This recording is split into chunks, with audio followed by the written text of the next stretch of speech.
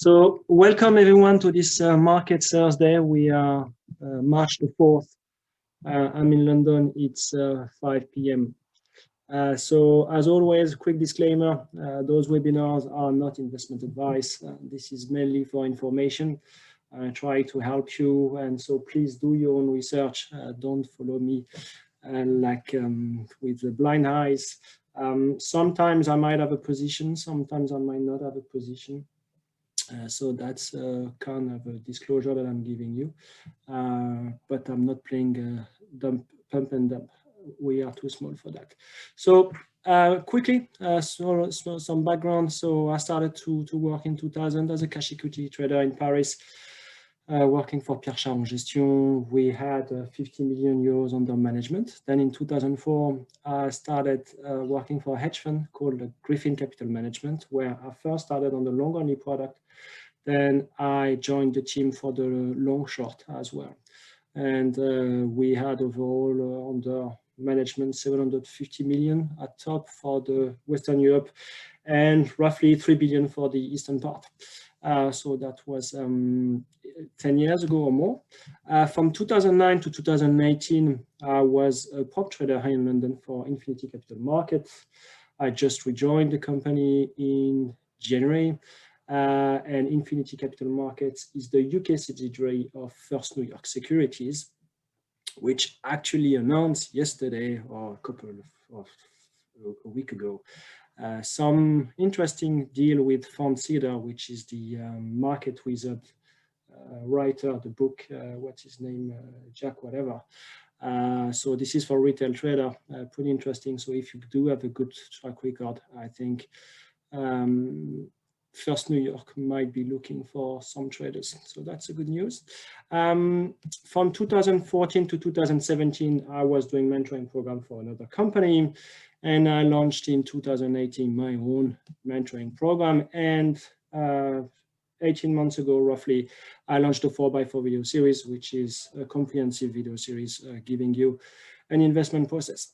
But what matters today is what we're going to be covering. As usual, we're going to be looking at the situation across asset classes, stocks, credit, commodities, and FX. So roughly the four big ones, as always. We're going to be jumping into the ISM Manufacturing and the world PMIs. We're going to be discussing a bit the services as well, because specifically the US one was pretty weak. We'll be looking at the rising long bond yields, and that means overall the effect on the rotation in the market and what it has been creating. And finally, very quickly, talking about the relentless short quiz on some of the names like GME, RKT that we had a couple of days ago, and the short quiz just to, but I'm not sure we're going to be spending too much time on it. So asset class performances, let's start with the year to date. Let's try to take this pen. So for the stock market, so that is as of yesterday. As you can see, stocks, the big ones, S&P and the Nasdaq are flat on the year, whereas the Russell 2000 is up 12%. It was more up something like 18%, 20% on the year. Emerging markets are doing well, and sometimes that happens. Europe is outperforming the US. So maybe this is about printing your screen and making sure that how long it's going to last, we never know with Europe. On the right-hand side, we got the currencies, so flattish. I mean, we are trading sideways versus the dollar for many currencies. The Bitcoin is up big time. The gold is down 10%, and WTI is up 26%. So really the big winner is the WTI. Oil has been extremely strong. So we just had today the OPEC meeting. Now oil is trading at 64.60. What was funny is that they took a break of an hour, and the WTI went from 62 to 64 in between. I'm pretty sure that, as always, they made a few calls to say, okay, this is our decision. You can be buying in the meantime. So we have the no change in the OPEC, small change for I think it's Kazakhstan and Russia, but overall the Saudis are still doing their 1 million cut, keeping the 1 million cut. What is interesting is if you look at the oil and the supply and demand, it's not necessarily the demand that is picking up massively, even if the world is a bit better than it was 6 months ago. But supply, thanks to the Saudis, the Saudis are 3 million barrels per day below where they were 12 months ago. So that's roughly 3% of the world production that is off grid because of the Saudis. So that is helping the WTI market.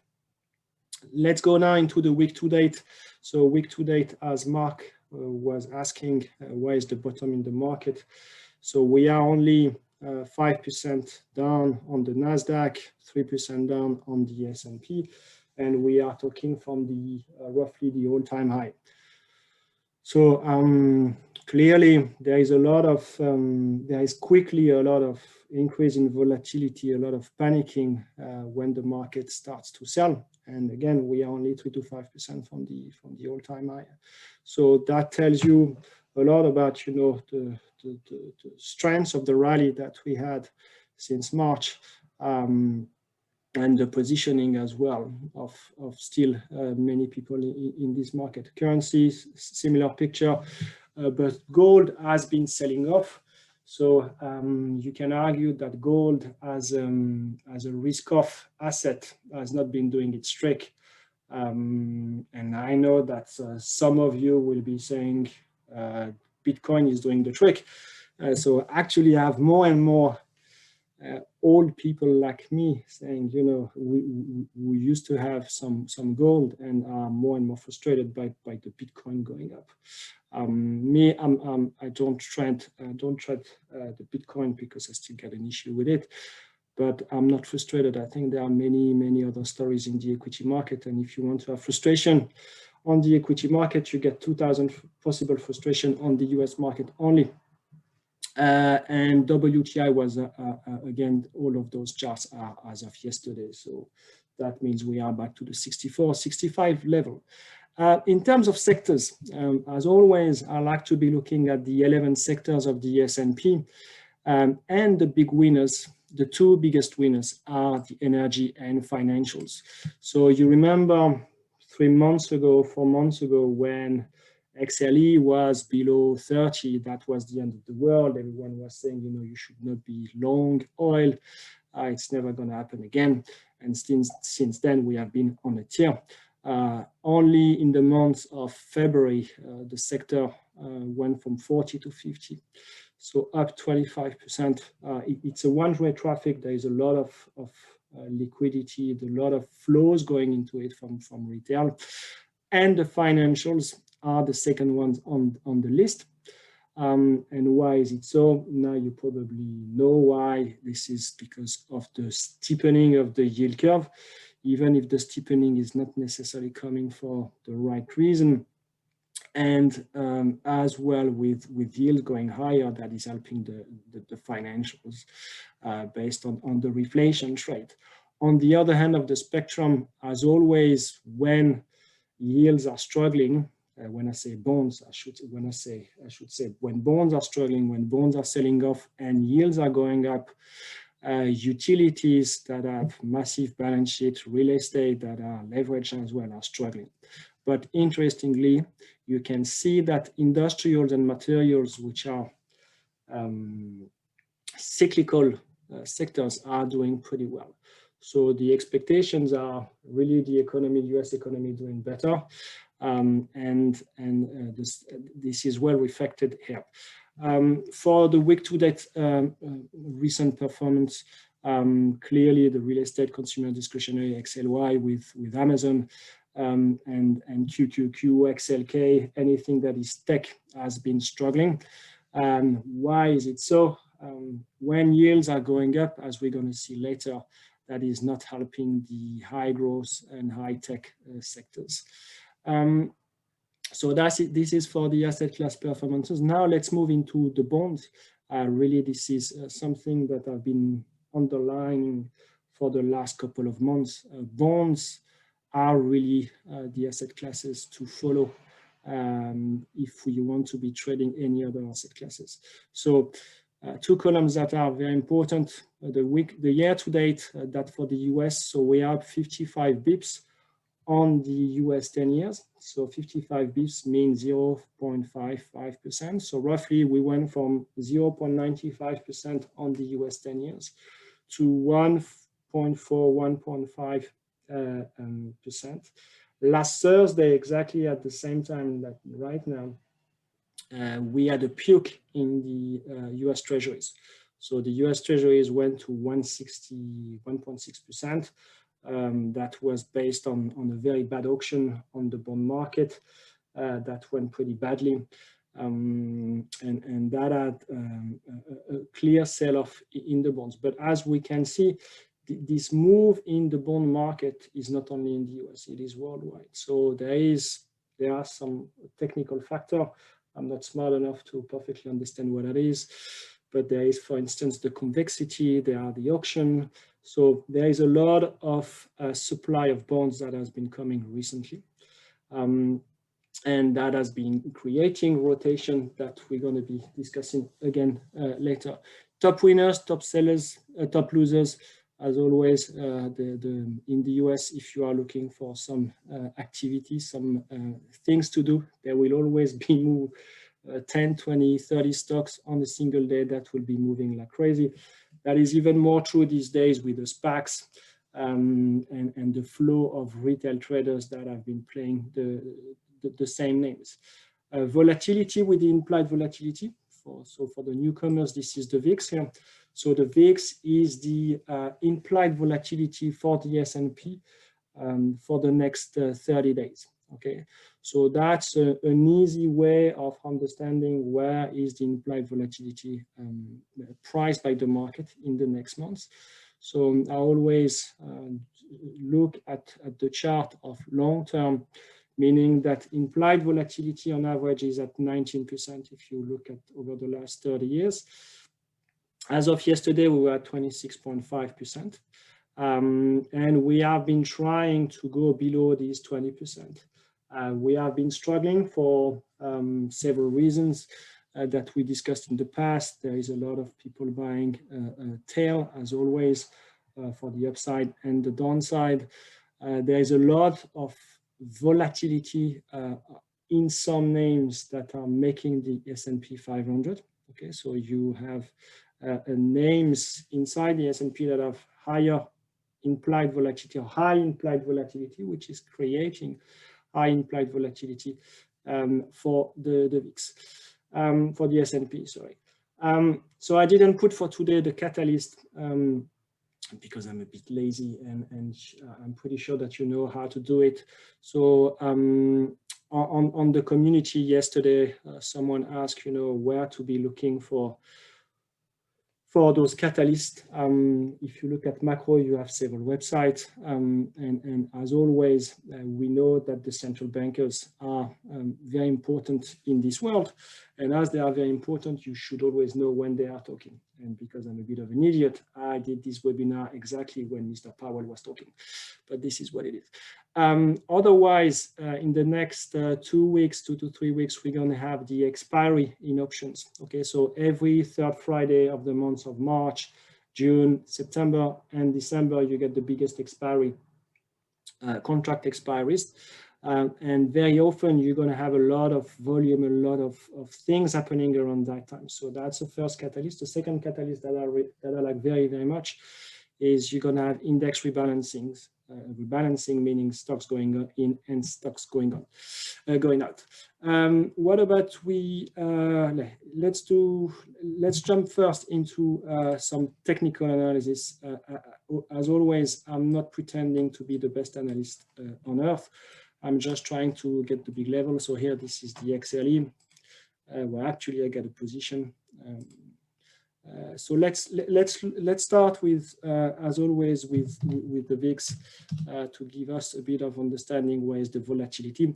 As I said before, COVID, the VIX, implied volatility for the S&P was well below 20%. So when we started the sell-off a year ago, implied volatility was at 13, 14, 15%. So meaning that protecting your portfolio was pretty, at least was cheaper than it is these days.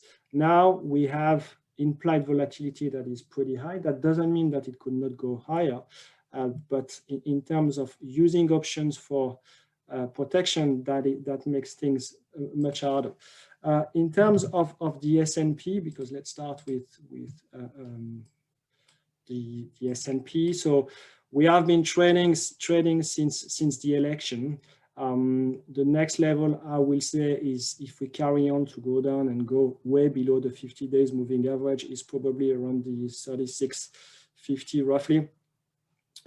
Similar with the Nasdaq Composite.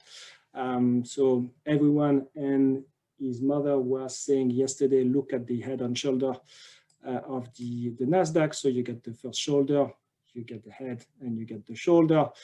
As always, head and shoulder, from my experience, never works because everyone is looking at it. So this is the chart.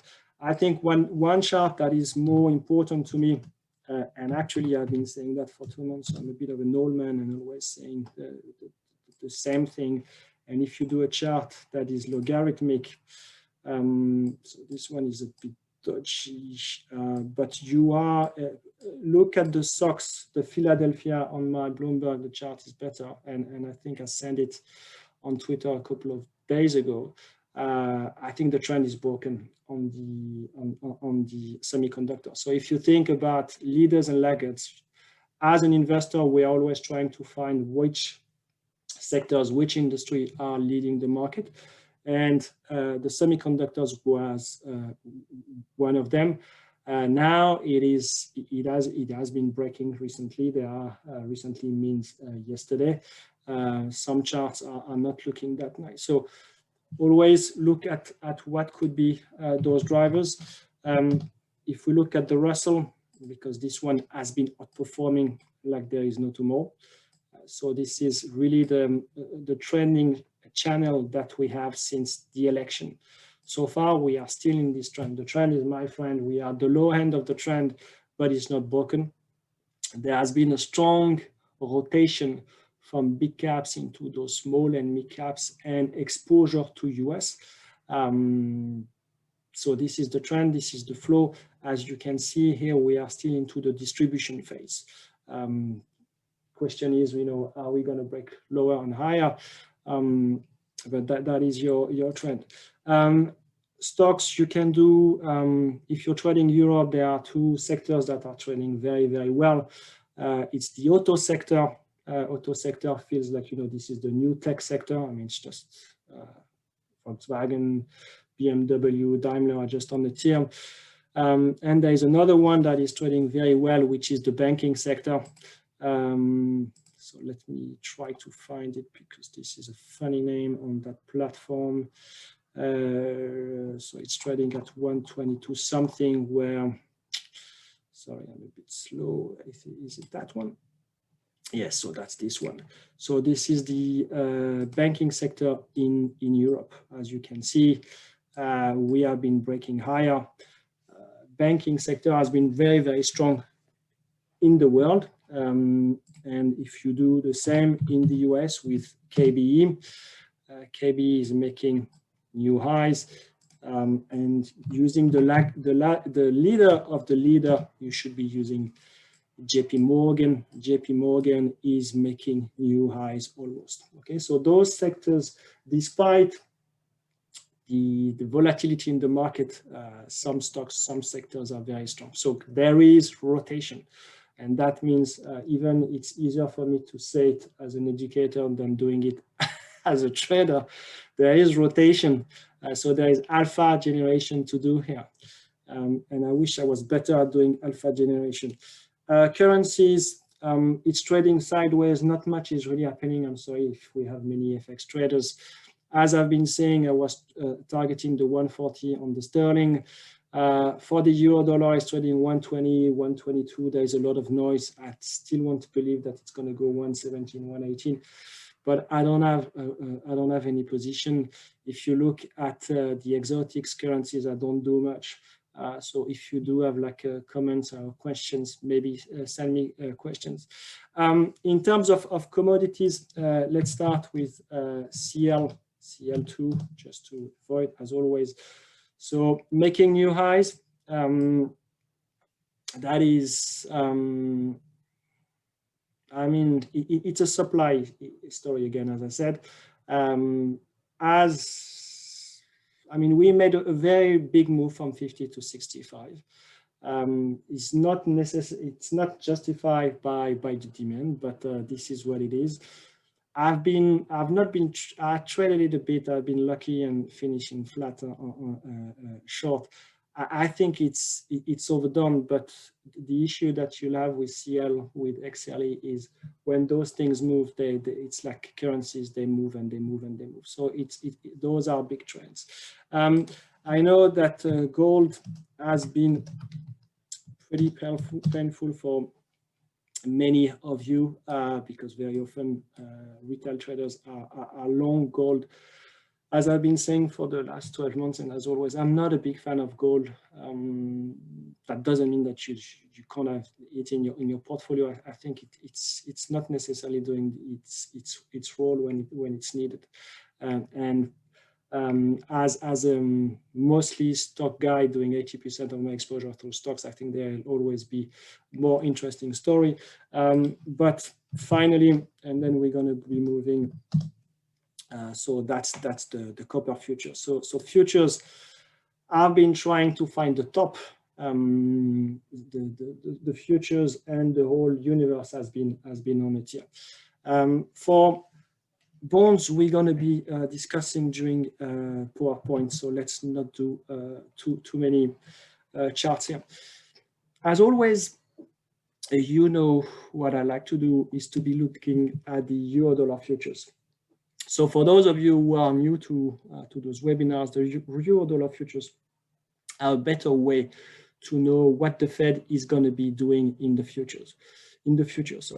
And you should be looking at the different contracts and the differential between contracts. So on the top hand, I put the euro-dollar future matrix, which was during the last webinar 2 weeks ago, and the change that we had over the last couple of weeks. So as you can see, if you go up to March, June, there is not much changes. Okay, so that means the market so far has not been pricing any change from the Fed.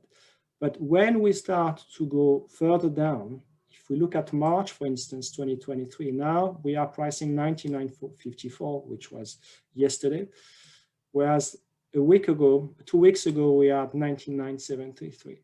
So that tells you now that the market is roughly pricing a 25% rate hike in March 2023 or June 2023. So remember 3 months ago, 6 months ago, expectations were for the Fed not to do anything before, I think it was September 2024. So everything has been putting 12 to 18 months in advance. And that means that is something that I've been discussing quite a lot over the last 3 to 6 months. When I did the 2021 expectations and trades, I said to people, you know, if you are looking for the risk of inflation coming, there is a cheap and easy way of doing with a good risk reward, which is buying put on those euro-dollar futures. And I think I was discussing the December 2023. Why? Because the upside, your downside was pretty much, you know, nothing happening, but we knew that nothing was happening and it was priced for nothing to happen. And your upside was for those things to be moving on the way down. So I'm going to be showing some chart of it, and we're going to have a better understanding. Fed balance sheet and the ECB balance sheet, as always, just to remember somewhere in your head that actually those two are extremely active, and those two central banks are still putting a shitload of liquidity in the system. So always keep that in mind when you build your portfolio and your risk. So world PMIs, so Paul was just asking about the world PMI. So this is what I'm about to discuss. So here you get the JP Morgan Global Manufacturing PMI. If you want to have access to it, you go on the market website, you're going to have all the PMIs for the month, pretty useful. Then you build your infrastructure. So we had a print at 53.9 versus the 53.5, I think that was last month, where we got very high prices and input and output prices were very, very high. So the inflation is in the system these days. We got a lot of inflation. Fed has been saying this is just for 3 to 6 months, but the market is pretty scared of it. And we're going to see later that inflation is in this global manufacturing, but as well in the US. So we got let's put it that way, this is kind of a hot potato market where the economies are, or the manufacturing sectors are pretty hot, but we are missing and we are struggling because the supply chain, because the commodities, because, you know, disruption are pretty big. What is interesting as well, if you look at the picture of the world PMIs, is for once and for all, again, and that's explained a bit about the performance of the European market, even if after current FX adjusted, this is not completely true, but you can argue that once and for all, if for the last 12 months, Europe is doing pretty well in terms of manufacturing. So the print that we had on Monday was very good for most of European countries. On the other hand of the spectrum, we got emerging markets which were doing fine, like Brazil, like China, which are slowing a bit. With China, take a pinch of salt, we had the New Year's Eve, we had the New Year, Chinese New Year, meaning that there is always a distortion for the Chinese numbers around February and March. So we'll see if there's going to be back to normal numbers from next month. So that is the picture that we have here. For the 4x4 subscribers, so this is something that you get every month. So again, China is slowing, but overall the Eurozone and the US are doing very well. So Eurozone in blue here is doing pretty well, and US is maybe peaking, but at very high level versus history. So everything tells you that manufacturing in the US, in Europe, in the US, in the world is very, very hot, okay? And that translates into something that is key, and that was already key last month, which is prices. So prices are, I think, at the highest point since 2007. So market is not reacting very well to the Powell comments because the US 10 years is at 153 now. So there is inflation in the system. New orders for this month has been pretty good. But if you look at the prices here, you can see the spike, which is level that we had 12 years ago. So there is, again, inflation in the system. There is tension, which can explain but the restart of the economy, which after what we went through is not takes time, and as well there is disruption in the supply chain, in the commodities. If you read the comment from the US ISM Manufacturing talking about prices increase, prices going up, supply chain is going to be stretched very thin to keep up. So really inflation here. Question that we coming from that is obviously cyclicals are doing very well. And you can see if you look at the sectors, the machinery, the primary metal, chemical, transportation equipment, all those sectors are doing pretty well, and price action is the same. But that means as well, if you get inflation, even if you could be able to pass on some of this inflation first to your customers, I think the risk in the mid to long term is having a top in margin. So this is the concern. So again, picture of the ISM Manufacturing. The PMIs is really, really strong all over the world. If we look at services, the picture was very different, actually. So I didn't put a slide here because, again, I'm a bit lazy. But if we look at the services in the US, the new orders were really, really bad. I mean, really bad. I mean, we were just above 50, but we came down 7 points. So that tells you that it is affecting services. There is as well some disruption based on what happened in Texas. So the numbers were pretty distorted, but still, that means its economies are running hot. And the question now that the market, I think, is probably asking, are we running too much of a hot potato? Meaning that, you know, we're going to have a lot of inflation. And if you get fiscal stimulus, monetary stimulus, and you put too much, then at one stage it's going to be it is going to be too much.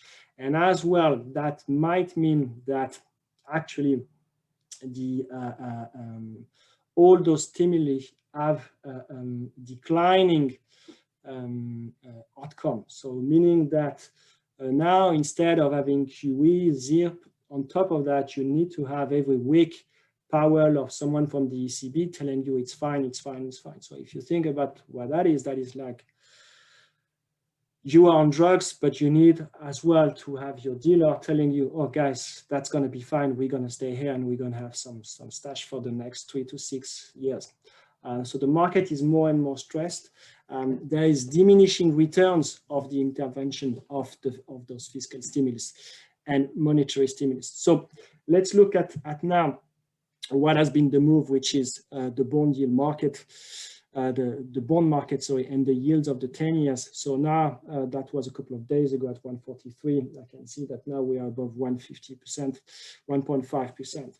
But that tells you two things. That tells you, or two or more things than that.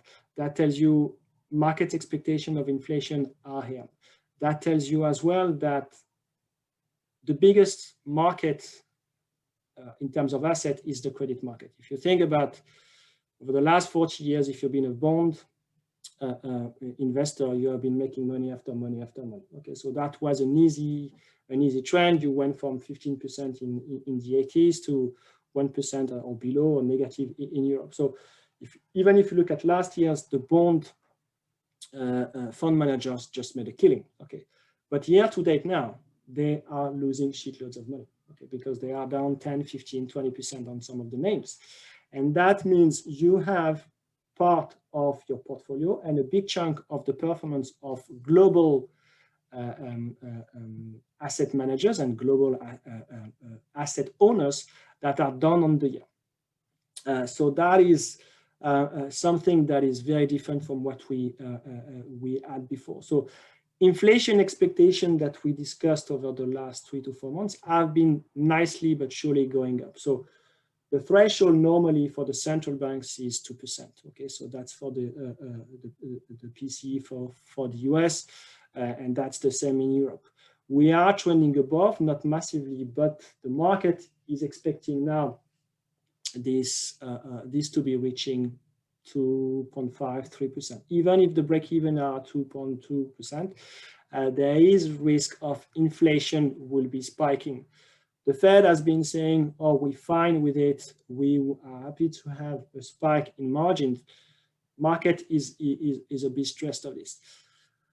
30 years, that is a big move as well. So the long end part of the curve, 10 years, 30 years, has been moving a lot. So if we look at 2021, start of 2021 from here, we are talking 50 to 60 bips. This is a huge, huge move in a very short period of time. So there is stress in the market. As you probably all know, when yields are going up, that means bonds are selling off. So when bonds are selling off, by definition, the world on average, by its big majority, is long bonds. Okay, so when bonds are going down, that is not good for performance.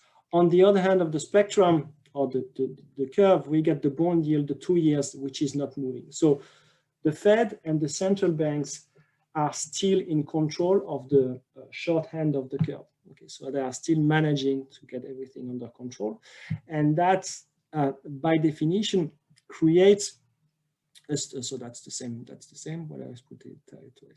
So that puts a steepening of the yield curve. Okay, so if the 10 years yield's going up and the 2 years it's not moving, that creates a steepening. But here we are calling about a bear steepener. Why? Because the reality, it's not the whole yield curve that is moving. This is the long end of the yield curve. So here we get inflation expectations that are going higher. Okay, and markets start, as we've seen before, to price some Fed intervention or some Fed rate increase in the future, and that means it's not necessarily a big positive for risky assets, and that could be as well detrimental for the economy in the long run, because that means you are running such a hot potato that you're losing control, and then you are catching up with something that is moving too quickly. So as we discussed before, looking at, if you remember, when we look at a couple of weeks ago and yesterday, the move in the euro-dollar futures. Here I look at the euro-dollar December 2023. As I said, again, I said it to my mentees, I said it to during the 2021 presentation, you know, those trades were offering very good risk reward, because your downside, literally going short those things when you are on average short around 99.50, 99.55 is 5 bips, and your upside going short is to go there. If you do that with options, that was even better. Why? Because the implied volatility was just dying. Yes, I hear you, and you're right. For those of you who understand options, there is the theta that goes against you, but that would be playing long term. But overall, what is important is to think about this move. So that's a big move. So that's last year we had the opposite move. Okay, from literally the Fed cutting and cutting very aggressively the Fed funds rate. Now, you can argue that we haven't only done maybe halfway or a third of the way. So if you think, or if you're playing as a trader, the end of this move, you can still be facing bonds, not bonds, but euro-dollar future going another 50 to 75 bips quite quickly. So in terms of what is happening when bonds are moving. So this one is a chart from Goldman Sachs, even if I'm not fan of Goldman Sachs, but no matter. Here, if we look at the sectors, the industries that are outperforming when, so here outperforming when bond yields are decreasing, meaning the sectors here, we're going to have the defensive, we're going to have the growth, and on the other hand, we get the outperform when bond yields are increasing. So here, what we have is bond yields are increasing. What is doing fine? As we've seen, the banks. Cyclicals, it's fine. Value is doing fine. So actually, let's go quickly into this chart. If you can see the chart, if you do SPY-G versus SPY-V, or maybe I put it in the later in the. So I think I put it later. So that's the S&P 500 value, long growth, short value. I think it's in another one. So let's go back into here. So what is doing fine is obviously everything that is a bit cyclical, because we think that the economy is going to do well. On the other hand of the spectrum, what we have is everything that is too much of defensive, and everything that has a lot of debt in its balance sheet, like utilities. So we'll be looking at XLU. But more interestingly, we got the growth and the technology. So technology is at the bottom, but growth this is one of the reasons that XLK, QQQ, SPACs, whatever, are just struggling. In a world where you get cheap money and where there is no return, everyone is chasing the same name, which is, oh, where can I find growth? So 6 months ago, when you were doing your screening, you will be saying, okay, I want to be long, you know, anything that has 30-50% top line growth forever. And I really don't care. I'm just looking at the top line. I really don't care about the bottom line. Maybe they're going to be making money, but, you know, we'll see in 10 years. Now that bonds are going up, bonds are going down, and yields are going up, that means your DCF model, it starts to feel it matters to have some money and to discount those cash flows. If you think about when I do the first mentoring session, I always look at the S&P 500 as the benchmark. PE is not something that I like. I know that some educators are telling you that buying high PE and shorting low PE. I think this is way too stupid and way too simple. But what I like to be looking is saying, what is the S&P versus history, and what kind of multiples I'm paying versus the US 10 years and versus the Fed expectations. So recently, as we've seen today, we went from 90 bips, 0.9% on the US 10 years to 1.5 on the US 10 years. So 60 to 70 bips. So that means suddenly you can argue that instead of paying 23, 24 times, 25 times S&P earnings for this year, we should be paying 20, 22 times. So what you could be doing is you take your calculator and you say, what about 22 times S&P with earnings for this year, which are predicted to be around 170, 175. So let's say 175 times 22. You end up with 3,800 for the S&P. If you do now 20 times 175, which is pretty aggressive, you end up with 3,500. So based on your Fed expectations, where is the 10 years, and as well as your multiples, you're going to have a corridor. That doesn't mean that you're going to be perfect, but you can see, okay, this is roughly where I feel okay to have exposure or not. On the sector and the industry level, what we have is people now are dumping their high growth stocks, their semiconductors, software. If you think about what has been happening since March, everyone, I mean, not me because I'm a bit of an idiot, but people were very long those things. So people have been making a ton of money on it. But now what is happening? Everyone knows where is the growth, okay? The growth is coming from this sector. The issue is still that many of those industries are not making money and are not going to be making money in the next 3, 4, 5, 6 years. Okay, so that's the struggle. Second part is you have regulation coming. Third part is year on year, the numbers are going to be struggling. Okay, so if you look about the software, if you look at Zoom, if you look at the home stocks, year on year, the base is going to be a struggle. Okay, so there are a lot of things that tells you why there is rotation. The idea is not to do trading in hindsight, but that's just to tell you that there is still some downside.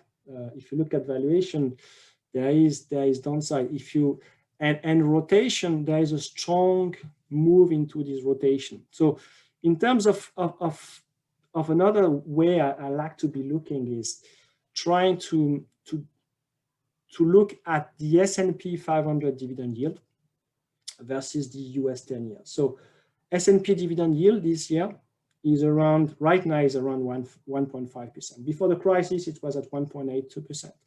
But what you can see, what you can say, even if it's not perfect, and you're going to hear it very often, is, oh, because, you know, stocks are the only place where you're going to have some good returns. And which is true, and which was true. But these days, it's less true. Why? Because at 1.5% roughly, the US 10 years for the bonds and for the S&P dividend yield is the same. So there is, in terms of arbitrage, this is not pretty obvious. So think about, maybe you're going to have 95% of your allocation through stocks and 5, 10 names, but you're going to have the big mutual funds that have a big allocation, and they're going to be looking at those returns and those yields. So here, this is the chart that we showed you before. So this is the SPY growth versus the SPY value. We discussed that many times during the not the mentoring, but during the webinars. So you remember at the end of August, start of September, there was huge rotation and the turn in the rotation. So month of August was really strong for growth, and that turn, so that was the first warning that there was a start of rotation. And the big winners, the Amazon, the FANG, started to underperform the market. Okay, then we had another wave with the vaccines, which helped obviously the cyclical, and as well the election that helped anything that was more value and small to mid caps. Still, if you look at this chart, you can argue that if there is the possibility of the reversion to the mean is 20–30% below. So you got factors for the S&P to go lower. You got factors for the leaders to underperform now the market. As always, you know, it can change. You know, we can have another conversation with the price action going the other way, but clearly they are the flows. If you look at the flows, and this is why I always say to people, you know, every single week to my mentees, look at what has been outperforming, what has been underperforming. That tells you a lot about the market structure at any point in time. The market structure this time is really, you're going to have 2–3 sectors: industry, auto, financials, and XLE that are going well. The rest, you know, cyclicals are still doing fine, and the rest is crap. So really selling. So there's a lot of risk off. Plus, think about the market structure. The market structure over the last year has been driven by two things: retail traders and investors buying the same stories. Okay, so all jumping in the same names, which has been on steroids since December onwards with the SPACs. Okay, so we had, I think we had 100 billion of SPACs year to date in terms of IPO. So that is a lot of money and game into those names. So that's the rule number one, which has created a massive risk on for all those names. And the second one, which is why educators are telling you that you should only be trading options, is because retail traders don't have that much money. So the way to use leverage is, if you're an educator, you tell them, oh, what about you do some options? And then people want to believe that with options, they're going to be making a killing. And then you text one person and you say, oh, this guy has been making X%. The reality is, over the last 12 months, all those retail traders have been going with options. With options, very often what they do is they go almost binary options.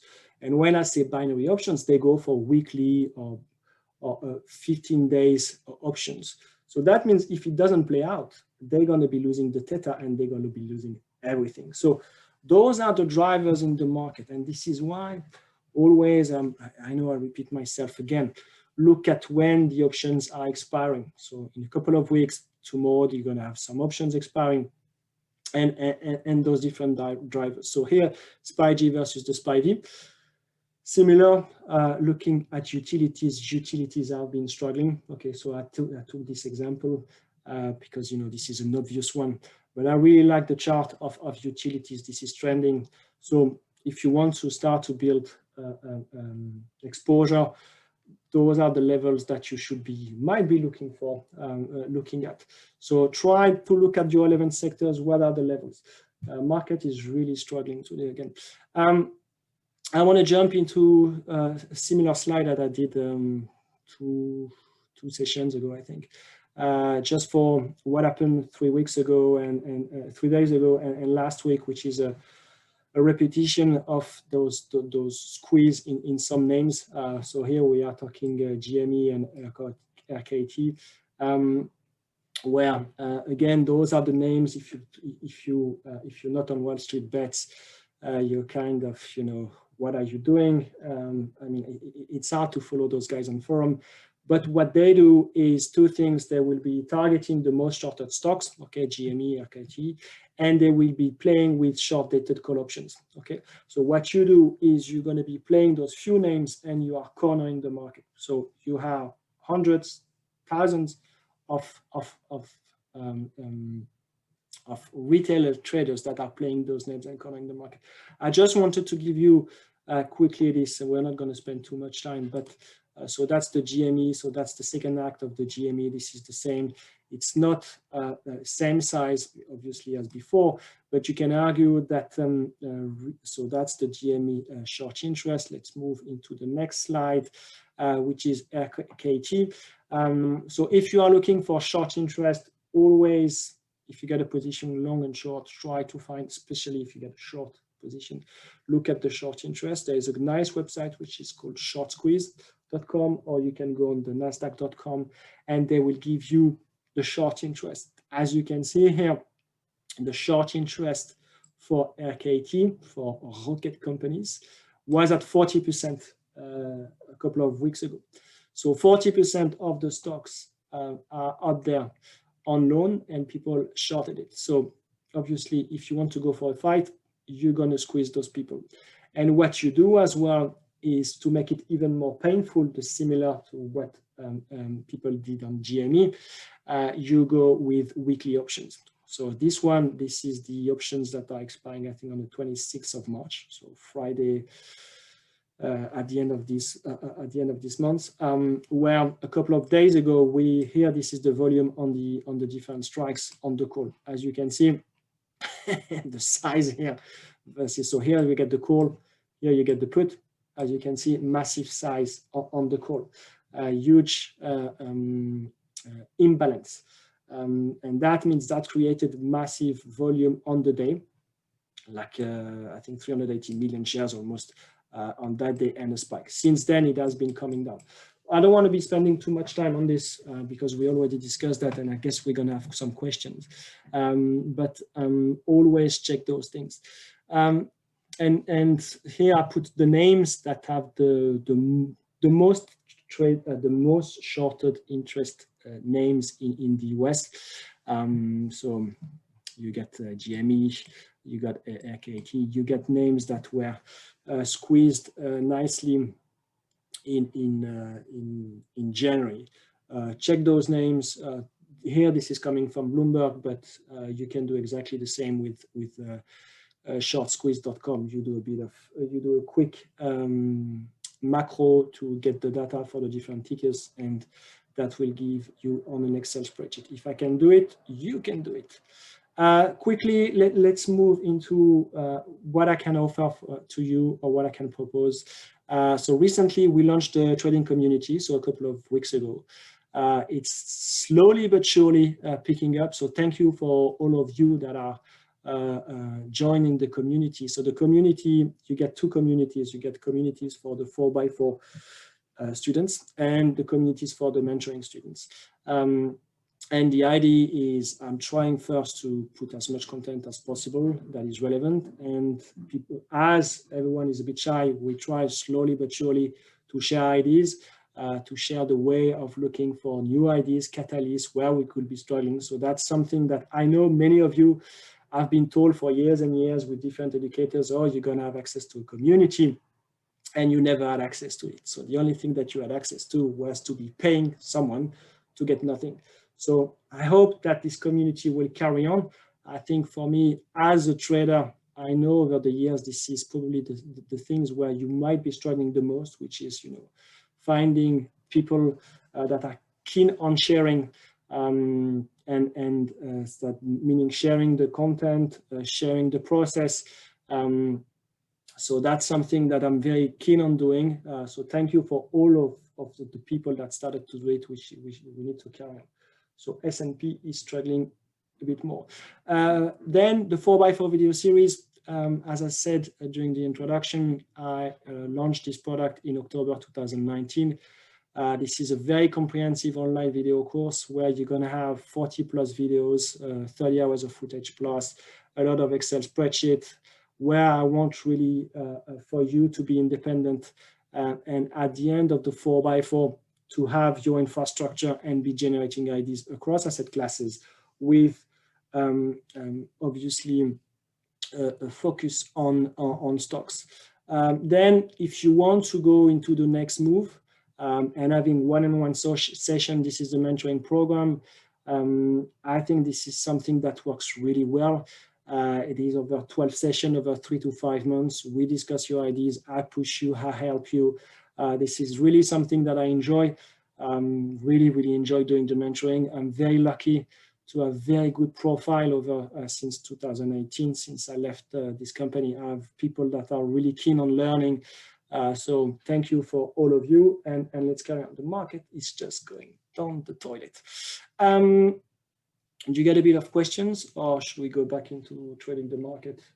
Because 37.75 on the S&P. Anyone question?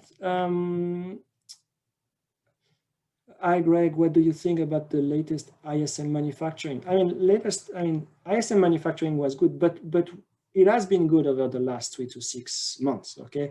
Question is, it feels to me like, are we running a hot potato, okay? Are we doing too much? There is disruption, there is inflation. Do we need to be running everything like hot, like there is no tomorrow? I think this is really the risk for the market, and this is why the bond market has been partially selling off. And as well, that created a lot of risk on in the market. Okay, so insane risk on.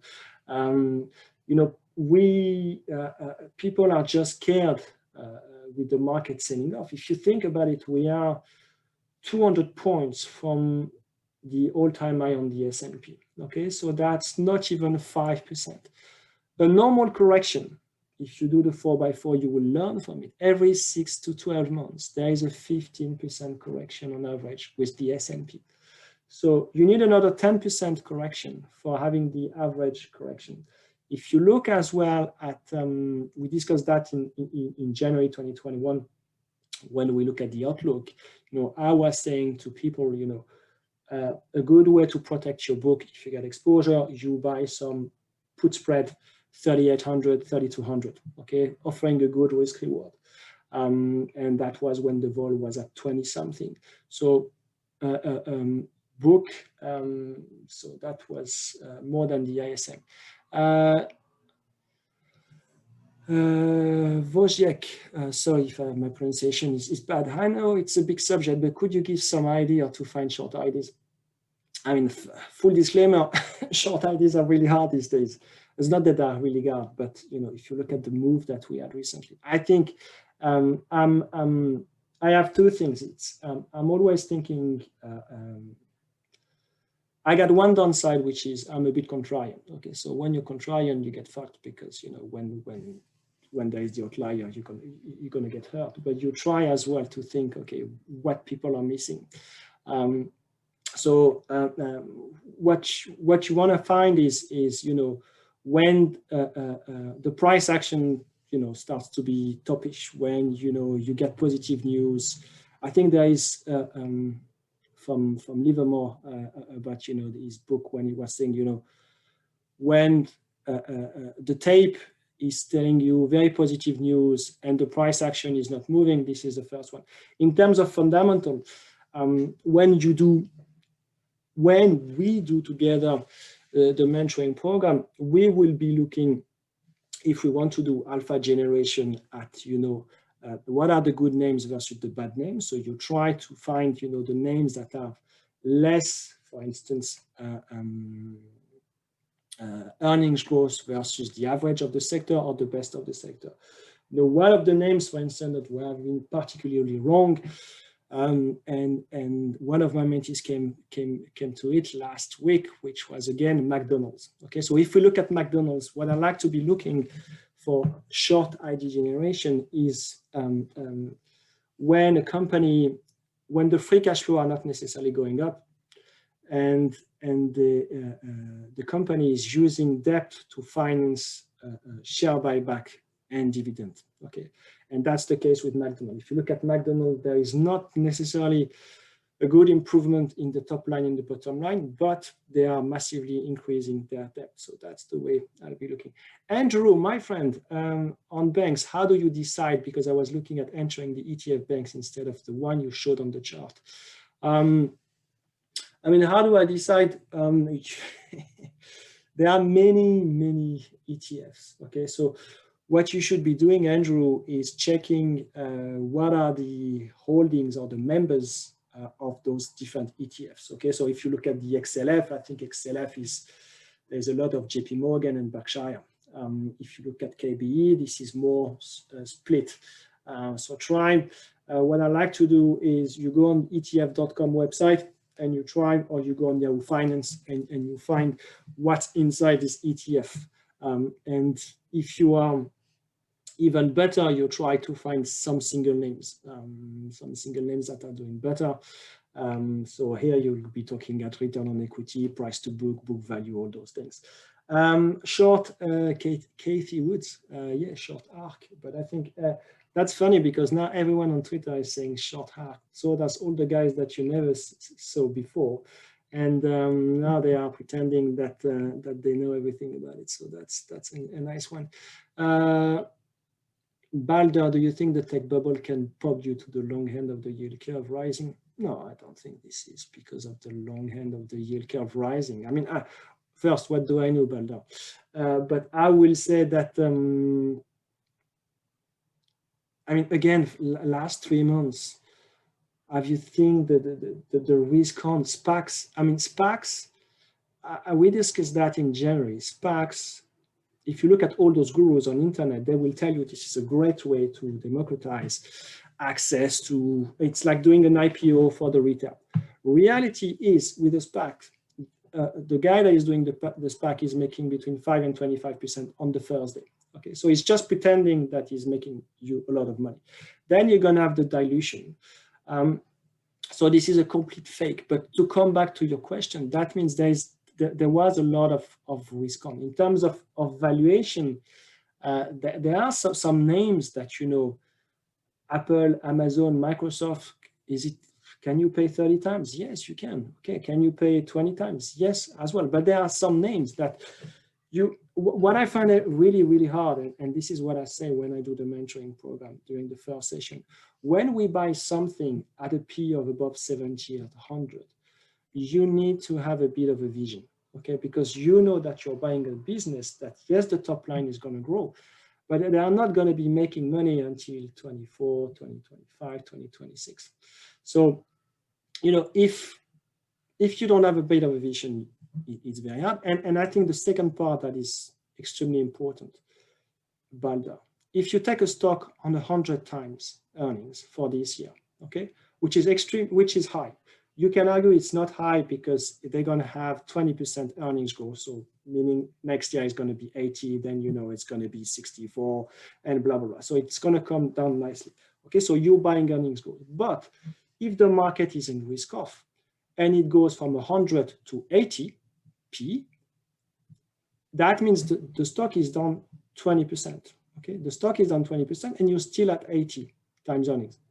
Is it high? I don't know. I understand, you know, I'm a big believer now, you know, that you're buying those high P for a good reason. So P is a bad metric. Okay, so you should be looking at the top line and the bottom line. Neil, for the Fed, look, I think if we look at the ECB and the Fed and all the central banks, they have shown in the past that they have no limit book portfolio. Okay, so it's like, you know, Neil, if you were long airlines, because this is your job, you go long airlines at, let's say, an airline at 40, at 30, at 20, at 10, and you're buying because you think, okay, this is long term. Central banks have shown in the past, each time we said, or the market said, or they are running out of ammunition, they come with another bazooka. But versus that, we know that the, how do you say that in English? There is diminishing returns, okay? So they are using more and more, and it's less and less effective. And secondly, the market is always asking for more. So I took the example, I stole this example for someone on Twitter, which I think is a really good example, which is on top of having the drugs, now you are asking your dealer, oh, each time, are you still here? Are you still on the bid? Are you still on the bid? And the market is extremely, so there is a lot of positioning, but reality is very quickly, and that's something that discussed, and someone discussed much better on one video, is the market structure is very bad. And when I say very bad, is because of this regulation that we had in 2010 onwards, there is no market maker. So there is very little liquidity across asset classes. So when the asset classes start to move, market makers are off. Okay, so Neil, you know that each time you trade the US market, when the US market opens down 2 or 3%, the first 30 minutes, if you want to find a bid offer for your options on any single names, the bid offer is going to be huge. Okay, and this is the market structure. So the central banks, they have been telling us, we got everything under control, we can be doing more. Yes, they can do more, but we have diminishing returns. What else? Mark on Fonseca, I'm not sure what they would be looking for. I find it quite nice to see that First New York was doing it, and I made the right decision of coming back again. I think they were saying in the announcement that there is like 100,000, I can't remember the number of traders there is on this platform. So they will be looking for the best of all. So yes, I guess Sharpe ratio will be helpful. I think which strategy, how you're trading, your drawdown, your diversification, those kind of things. But that's good news for retail traders overall and good retail traders. Roma, question of Bitcoin and other cryptos. So I started to put Bitcoin in my review just before the breakout around the 12,000 something. So in terms of timing as a trader, I had it. In terms of user, I don't trade it because I always come back with the same question: how can you securitize when you buy something? So people come to me and say, oh, Greg, you're too old, you're ridiculous. It's very easy. You need a ledger, you need this and this, and you need to have a ledger with 50 passwords. And when I just say that, Bitcoin people are just very pissed and they are very aggressive. And I say, I don't care.